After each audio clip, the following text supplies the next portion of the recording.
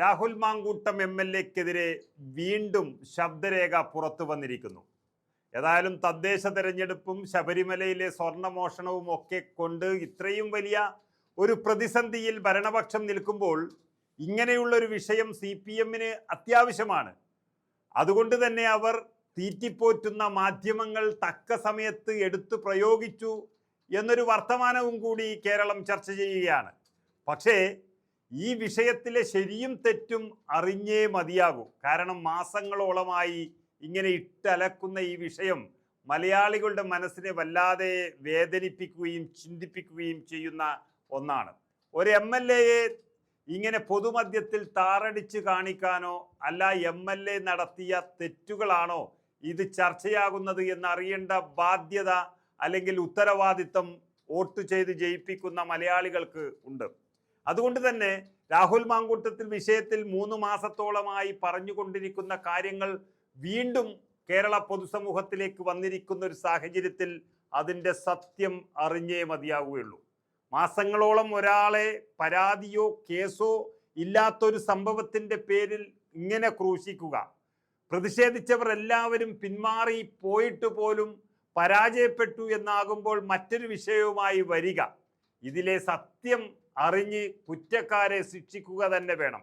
രാഹുൽ മാങ്കൂട്ടമാണ് തെറ്റ് ചെയ്തിരിക്കുന്നതെങ്കിൽ അദ്ദേഹം ശിക്ഷ ഏറ്റുവാങ്ങാൻ അർഹനാണ്. അതുപോലെ തന്നെ ഒരു MLA ഒരു രാഷ്ട്രീയ വൈരാഗ്യത്തിൻ്റെ പേരിലാണ് ഇങ്ങനെ ക്രൂശിക്കുന്നതെങ്കിൽ അത് ഇവിടം കൊണ്ട് അവസാനിക്കണം. അതിന് കൂട്ടുനിൽക്കുന്ന CPM ആയാലും BJP ആയാലും അവർക്ക് ഓശാന പാടുന്ന മാധ്യമങ്ങളായാലും അവർക്ക് ഇതോടുകൂടി അവസാനിക്കണം അവരുടെ പരിപാടി. അതുകൊണ്ട് തന്നെ ഉത്തരവാദപ്പെട്ടവർ ഇത് കൈകാര്യം ചെയ്ത് നന്നായി അന്വേഷിച്ച് ഇതിലെ ശരിയും തെറ്റും കണ്ടെത്തണമെന്ന തരത്തിലേക്ക് കേരളം മാറുകയാണ്. ഏതായാലും രാഹുൽ മാങ്കൂട്ടം ഇങ്ങനൊരു വിവാദം രണ്ടാമതായി ഉയർന്ന ഇന്ന് തന്നെ മാധ്യമങ്ങളെ കണ്ടു. പക്ഷെ മാധ്യമങ്ങൾക്കെല്ലാം രാഹുൽ മാങ്കൂട്ടത്തിനെ ഒന്ന് കൊത്തിവലിക്കാനായിരുന്നു വലിയ ആഗ്രഹം.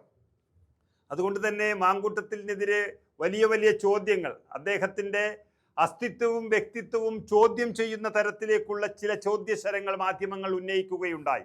എല്ലാവരെയും നന്നായി ഉപദേശിച്ചും ഉത്തരം പറഞ്ഞും തന്നെയാണ് മാങ്കൂട്ടം MLA ഇന്നും കടന്നുപോയത്.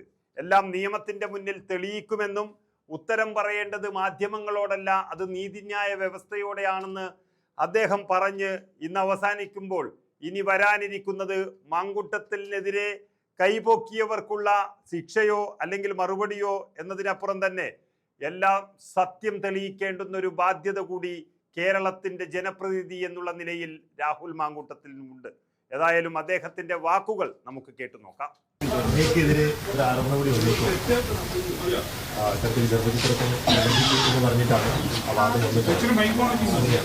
ഇത് തന്നെയല്ലേ നിങ്ങൾ തിരിച്ചും മറിച്ചും കഴിഞ്ഞ് 3 മാസമായിട്ട് പറഞ്ഞുകൊണ്ടിരിക്കുന്നത്? പുതിയതായിട്ടൊന്നും പറഞ്ഞില്ലല്ലോ. ഇത് തന്നെയാണ് നിങ്ങൾ തിരിച്ചും മറിച്ചും കഴിഞ്ഞ 3 മാസമായിട്ട് പറഞ്ഞുകൊണ്ടിരിക്കുന്നത്. ഈ 3 മാസമായിട്ട് ഞാൻ പറയുന്ന കാര്യങ്ങൾ തന്നെ എനിക്ക് ഇന്നും പറയാനുള്ളൂ. ഒരു അന്വേഷണം നിങ്ങളുടെയൊക്കെ കൂടി താല്പര്യപ്രകാരം ഒരു അന്വേഷണം നടക്കുന്നുണ്ട്. ആ അന്വേഷണത്തോട് എല്ലാ രീതിയിലും സഹകരിക്കുമെന്ന് ഞാൻ പറഞ്ഞിട്ടുണ്ട്. ആ അന്വേഷണം മുന്നോട്ട് പോകട്ടെ. ആ അന്വേഷണം മുന്നോട്ട് പോയതിന് ശേഷം അതിന്റെ ഒരു ഘട്ടം കഴിയുമ്പോൾ എനിക്ക് പറയാനുള്ളത് ഞാൻ പറഞ്ഞു തുടങ്ങാം. ഞാൻ ചോദിച്ചോട്ടെ, അതൊരു ശരിയായ മാധ്യമ രീതിയാണോ? നിങ്ങളൊരു അല്ല ഞാൻ സഹോദര ഞാൻ പറയട്ടെ,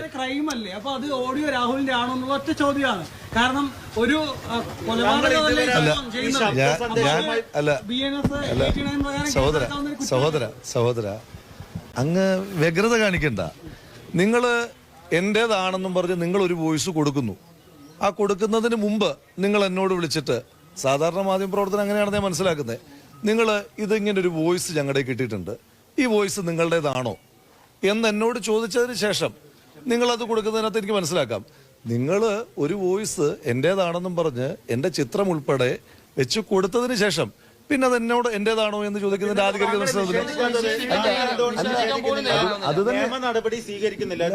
ഈ അങ്ങ് ചൂടാകണ്ട. നമ്മൾ വളരെ കൂളായിട്ട് പത്രസമ്മേളനം നടക്കുകയാണല്ലോ. ആ രീതി മതി, ആ ടോൺ മതി. അതായത് നിങ്ങളൊരു വോയിസ് കൊടുത്തു, ആ വോയിസ് കൊടുത്തു പിന്നെ എൻ്റെ പാർട്ടല്ലേ, എൻ്റെ പാർട്ടിലുള്ള കാര്യം ഞാൻ ആദ്യത്തെ ദിവസം തന്നെ പറഞ്ഞു.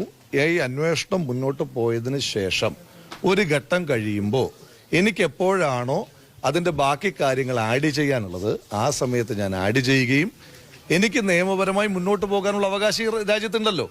ഈ രാജ്യത്ത് എനിക്ക് മുന്നോട്ട് പോകാൻ അവകാശമുള്ളിടത്തോളം കാലം ഞാൻ ആ അവകാശമായിട്ട് മുന്നോട്ട് പോവുകയും ചെയ്യും. ഞാൻ ഇപ്പോഴും ഇങ്ങനെ നിൽക്കുന്നതിൻ്റെ ഏറ്റവും ഉത്തമമായ ബോധ്യം, ഞാൻ ഈ രാജ്യത്തെ ഏതെങ്കിലും നിയമത്തിനെതിരായിട്ട് ഇന്നത്തെ ദിവസം വരെ ഒരു പ്രവൃത്തിയും, ഇതെന്നല്ല, രാജ്യത്തെ നിയമത്തിനെതിരായിട്ട് ഒരു പ്രവൃത്തിയും ഞാൻ ചെയ്തിട്ടില്ല എന്ന് ഉത്തമമായ ബോധ്യമുള്ള ഒരു പൗരൻ എന്ന നിലയിൽ ഒരിക്കൽ കൂടി പറയുന്നു, ഈ രാജ്യത്തെ ഏതെങ്കിലും ഒരു നിയമത്തിനെതിരായി എന്തെങ്കിലും ചെയ്തിട്ടില്ലാത്ത ഒരാളെന്ന നിലയിൽ എനിക്ക് നിയമപരമായി മുന്നോട്ട് പോകാനുള്ള അവകാശമുണ്ട്. ആ അന്വേഷണം നടക്കുകയല്ലേ? അല്ല, ആ അന്വേഷണം നടക്കുകയല്ലേ സഹോദര? നിങ്ങൾ ആ വോയിസ് എന്നാ പിന്നെ എടുക്കണ്ടെന്ന് ഞാൻ പറഞ്ഞു. എടുക്കണ്ട എന്ന് ഞാൻ പറഞ്ഞു. അല്ല, എടുക്കണ്ട എന്ന് ഞാൻ പറഞ്ഞു. അല്ല, ഞാനത് പറഞ്ഞല്ലോ. നിങ്ങളിത് കൊടുക്കുന്നതിന് മുമ്പ് നിങ്ങളിത് എന്റേതാണെന്ന് പറഞ്ഞ് ആധികാരികമായി കൊടുത്തിട്ട് പിന്നെ എന്റെയോട് ചോദിക്കുന്നെന്തിരാ? ഇത് നിങ്ങളുടെയാണോ ചോദിക്കുന്നെന്തിരാ? അതിന്റെ ആ ചോദ്യത്തിന്റെ അതാണോ അല്ലയോ? അത്തരം കാര്യങ്ങൾക്കെല്ലാം ഇത് കഴിഞ്ഞു പോയിട്ടില്ലല്ലോ. ഞാൻ ആദ്യത്തെ ദിവസം തന്നെ പറയുന്നുണ്ടല്ലോ. ആദ്യത്തെ ദിവസം തന്നെ ഞാൻ പറഞ്ഞിട്ടുണ്ട്, അതായത് ഒരു അന്വേഷണം നടക്കുന്നുണ്ട്. അന്വേഷണ സംഘത്തെ പ്രഖ്യാപിച്ചതിന് ശേഷമുള്ള എന്റെ ആദ്യത്തെ പ്രതികരണത്തിൽ തന്നെ ഞാൻ വളരെ കൃത്യമായി പറഞ്ഞു, ഒരു അന്വേഷണം നടക്കുന്നുണ്ടല്ലോ ഇല്ലേ? ആ അന്വേഷണം പൂർത്തീകരിക്കട്ടെ. ആ അന്വേഷണം പൂർത്തീകരിച്ചിട്ട് എനിക്ക് ചെയ്യാനുള്ള കാര്യങ്ങൾ, പിന്നീട് ഇപ്പോൾ നിങ്ങളുടെ ആക്ഷൻസ് ആണല്ലോ നടക്കുന്നത്, ആ അന്വേഷണം കൂടി കഴിയട്ടെ. അന്വേഷണം കൂടി കഴിഞ്ഞിട്ട് പിന്നെ ഞാൻ എന്താണ് റിയാക്ട് ചെയ്യേണ്ടത്, എപ്പോ റിയാക്ട് ചെയ്യണം, എങ്ങനെയൊക്കെ നിയമപരമായി മുന്നോട്ട് പോകണമെന്ന് അത് തീരുമാനിക്കാനുള്ള അവകാശം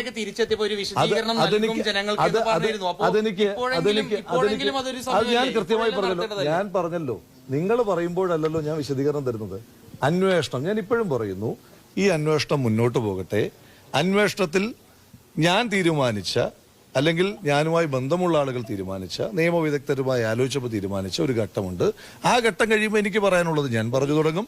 അതുപോലെ തന്നെ പിന്നെ നിയമപരമായ കാര്യങ്ങളൊക്കെ, നിയമപരമായി എന്തെല്ലാം പോരാട്ടം വരാനിരിക്കുന്നു, എന്റെ ഭാഗത്തു നിന്നുള്ള എന്തെല്ലാം നിയമപരമായ പോരാട്ടം വരാനിരിക്കുന്നു, അതിനൊക്കെ സമയമുണ്ടല്ലോ. എന്തിനാ തിരക്ക് കൂട്ടുന്നത്? നിങ്ങളെന്തിനാ തിരക്ക് കൂട്ടുന്നത്? പുതിയതല്ലല്ലോ. നിങ്ങൾ തിരിച്ചും മറിച്ചും ഒരേ കാര്യം തന്നെയല്ലേ പറയുന്നത്? നിങ്ങൾ എന്തോ ആയിക്കോട്ടെ, നിങ്ങൾ ഒരേ കാര്യം തന്നെയല്ലേ തിരിച്ചും മറിച്ചും.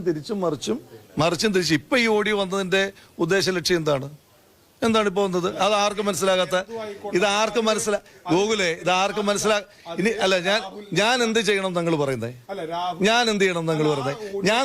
ഞാൻ നിങ്ങൾക്കെതിരെ, സഹോദര, ഞാൻ നിങ്ങൾക്കെതിരായിട്ട് അല്ല, ആ വ്യക്തത ഞാൻ വരുത്തുമെന്ന് പറഞ്ഞല്ലോ. ആ വ്യക്തത വരുത്തേണ്ടുന്ന സമയത്ത് ഞാൻ വരുത്തും.